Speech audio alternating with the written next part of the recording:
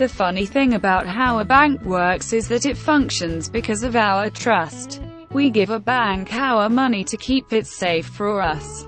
And then the bank turns around and gives it to someone else in order to make money for itself. Banks can legally extend considerably more credit than they have cash.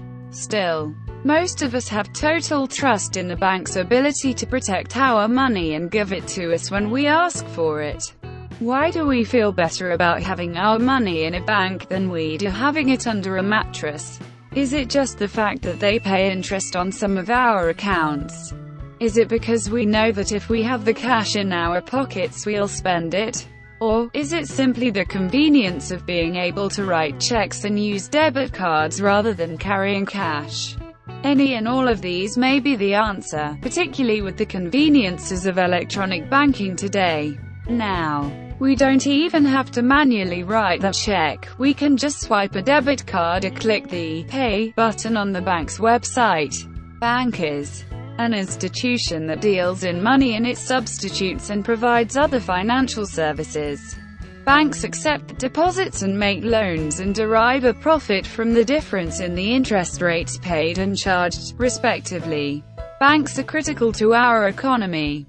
The primary function of banks is to put their account holders' money to use by lending it out to others who can then use it to buy homes, businesses, send kids to college.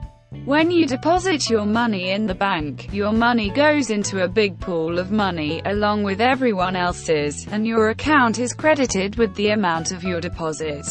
When you write checks and make withdrawals, that amount is deducted from your account balance. Interest you earn on your balance is also added to your account.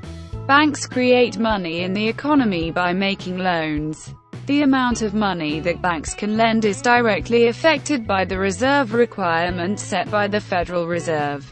The reserve requirement is currently 3% to 10% of a bank's total deposits.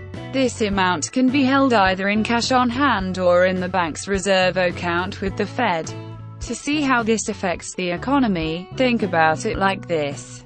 When a bank gets a deposit of $100, assuming a reserve requirement of 10%, the bank can then lend out $90.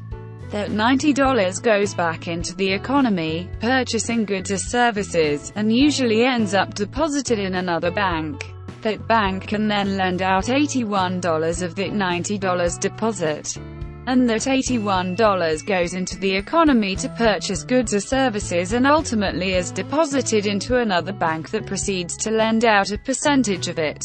In this way, money grows and flows throughout the community in a much greater amount than physically exists. That $100 makes a much larger ripple in the economy than you may realize.